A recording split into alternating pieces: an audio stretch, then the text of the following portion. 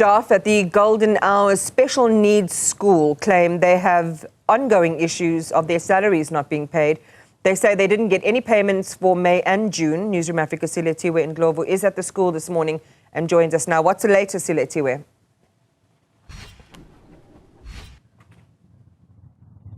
What we can tell you, Iman, is that, of course, the implications are far wide. And that's the conversation that we're going to have now with the PSA's Newzroom Ndlovu. I want to start off by talking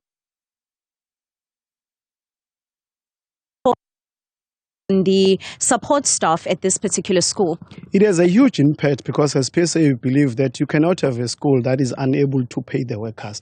So we are saying a school governing board have a responsibility of paying them. PSA intervened in April because they only paid them 40%. When we approached CCMA, we were able to settle the matter. They made commitment that they will be able to pay them. They did not pay them in June, and we're not sure whether they will be able to pay them in July. So it is a crisis because they are unable to support their own families. They are unable even to report for duty. These are the lower level employees that depend on their salaries. So this is a crisis. That's why as PSA we have came here to say this must end. On Friday must pay all their outstanding money. They must give assurance that they will be able to pay them in future. Have you tried having a conversation with the school? And what is that conversation? What are they saying about the ongoing payment issues? So there have been engagement as PSA with the school governing body. The issue will always be the issue of money. We believe that as PSA, when it's come to salaries and paying employee, they've got a responsibility in terms of Section 32 of the Basic Condition of Employment to be able to pay their workers. So we believe members really in their views that they seem to be mismanagement of the fund in the particular schools. That's why we believe that the HOD, our members is giving us mandate that HOD must be able to utilize Section 22 of the Schools Act to take to be able to suspend some of the powers of the school government board, or even dissolve the school government board in terms of Section 25. So there are no good reasons that have been provided. They are not treating the workers in a fair manner. Of course, I beg your pardon, there's also concerns in terms of the children themselves at this school. Just talk to me about your concerns there. I know that you've been engaging with different parents about their concerns. Talk to me about the concerns there.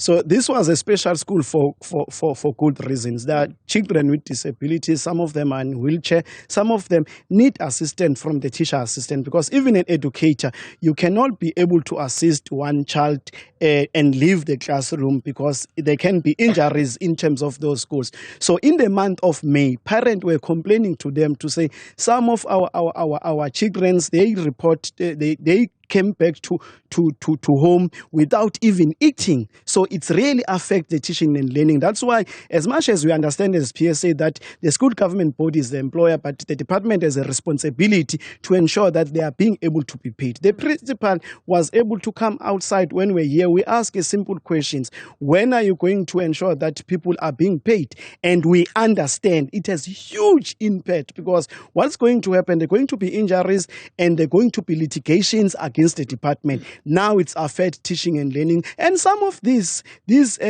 staff have been working for 18 years. So it is for these reasons they are saying enough is enough. We need actions. It's less than 100,000 per month. So they must be able to plan, because the school governing body have a responsibility to plan their income and expenditure. It's very clear that they are not being able to discharge that obligations in terms of the law.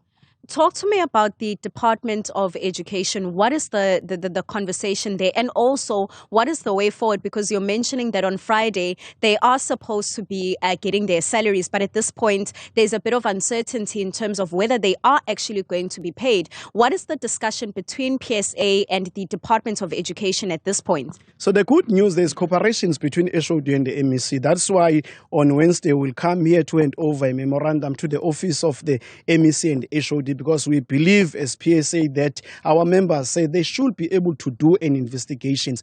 Issues of salaries must be able to ring fence. By the way, the issues of school governing bodies unable to pay the salaries of employees in the province is something that the department need to be able to appoint a task team and ensure that they include all the organized labor, because we believe that no employee should be able to rob their salaries. As PSA, we operate in the space of education. We've got support staff, we've got educators who are our members. What we are saying, those that are not paying our members, we also call for Department of Labor to be able to investigate, do the inspection, issue the non-compliance, because we can't negotiate to give workers 40% and give 60%. And some of these employees, they are at a stage where they are depressed. Some of them want to commit a suicide because they rely on this particular money. It is a crisis. As schools open today, they have not been paid almost a month. And Section 32 of the BCA said you must pay them within 7 days after the expected pay. They have not been paid. We demand action as a matter of urgency. Mlungisi, thank you so much for speaking to us this morning. That's Silethiwe Ndlovu from the PSA, Iman. It seems as if there's a number of issues, but they do mention that they are engaging with the Department of Education, whom we will also be speaking to a bit later on.